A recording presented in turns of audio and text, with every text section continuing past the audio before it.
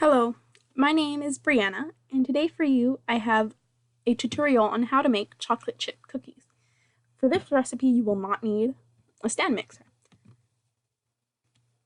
The ingredients that you will need are flour, in this case all-purpose flour, fine table salt, baking soda, softened butter.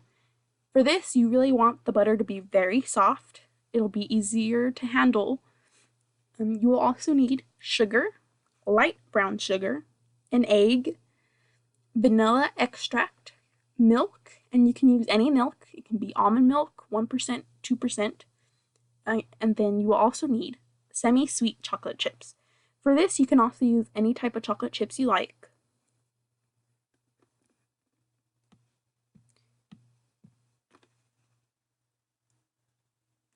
Some of the utensils you will need are parchment paper, a whisk, a wooden spatula. This is optional. If you have a really good and sturdy baking spatula, then you don't need the wooden spatula.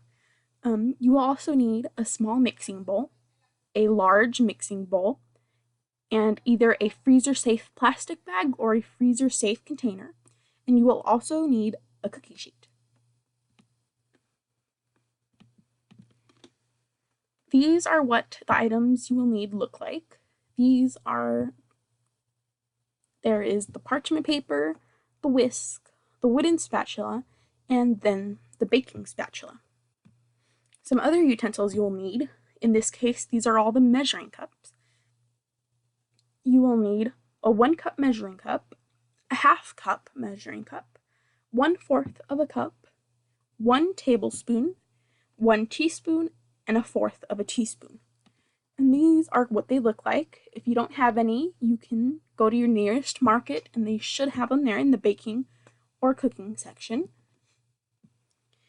Now, in the small mixing bowl, you're going to be putting your flour, salt, and baking soda. And this is what it looks like before you mix it. Now, you're going to mix this ever slightly. You're just going to want to whisk this to combine the salt and the baking soda. And by doing this, it will also help you take out any lumps that are in the flour.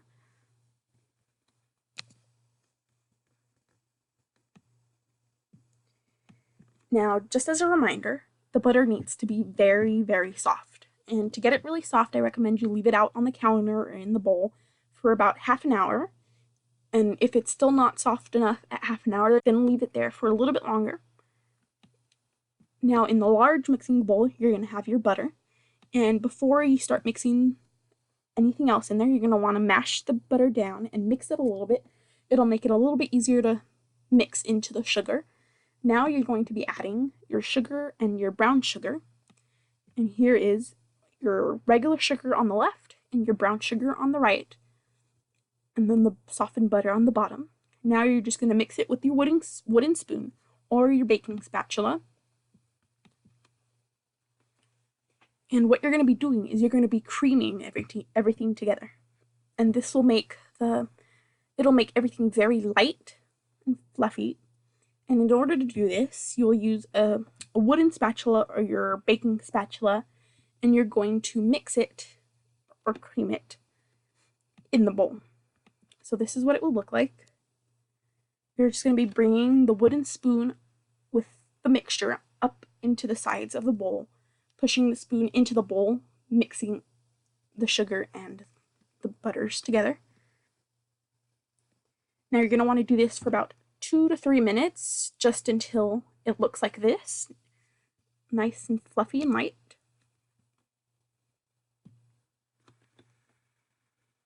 After you finish creaming it, you're going to want to add the egg, the milk, and the vanilla. And now you're going to mix it with a whisk until everything is combined evenly. And this is what it looks like before you mix it.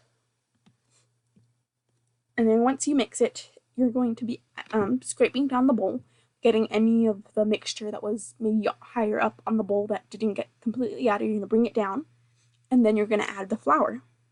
And remember, in the flour was the salt and the baking soda, and you're going to mix this together with a spatula until everything is combined. The flour, if the batter looks a little bit weird like it does on the left, doesn't matter. It'll still taste fine. The cookies rise just as well. So once you start mixing it, it's going to look like there's a lot of flour, like right here. And just keep mixing. After a little while, the flour will get incorporated into the rest of the dough, and it will look like this. So now we're ready to add the chocolate. I like to use Hershey's Special Dark Chocolate Chips. You can use any other type of chocolate chips that you like. You can use semi-sweet, you can use peanut butter chips, white chocolate chips. And you can either use the big chocolate chips or the ones that are a little bit smaller, like in this picture. The chocolate chips on the left are Nestle Toll House semi-sweet chocolate chips.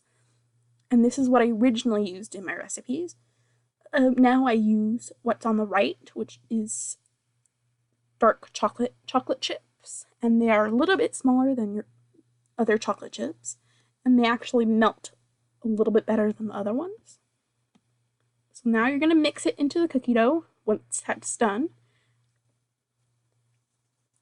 Now you're going to go ahead and put the cookie dough into a freezer-safe plastic bag or freezer-safe container and let it chill for 2 hours before you bake it. By putting it in the freezer, it makes the dough easier to handle when trying to spoon it out onto the cookie sheet. And then this is what your chocolate chips and your dough look like once you take it out of the freezer. And if you don't plan on baking them after they've chilled in the freezer, then just leave it in there. But put it in a nice container, plastic bag. You can leave it in that, and it will last for up to 2 months if the container is sealed tight. Now, if you're ready to bake them, you're going to want to preheat your oven to 375 degrees Fahrenheit. And then once you do that, you're going to want to cut the parchment paper to the size of your cookie sheet.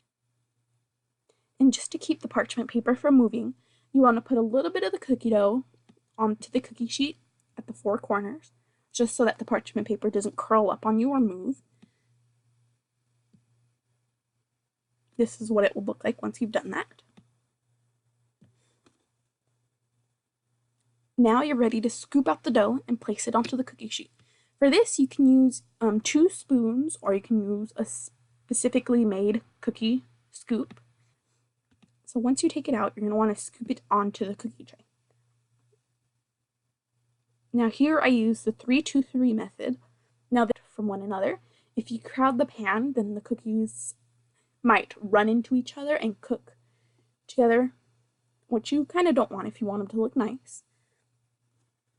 So now we're ready to put them into the oven, and you're going to want to put them in the oven and cook them for about 8 to 10 minutes or until they're golden brown. And halfway through the cooking time, you're going to want to check on your cookies and turn them around in the oven just to make sure that they're cooking evenly. And then once you take them out, you're going to want to let them cool slightly for just a couple minutes. And then eat them. If you're not going to eat them right away, then let them cool for about 30 minutes before placing them in a tightly sealed container. And these are what the cookies like. I know, you just want to reach out and just grab one and eat it, but you have to wait. They're still hot. So now you're done, and now you can finally eat those cookies with a nice tall glass of milk. Oh gosh, I've been waiting for this too.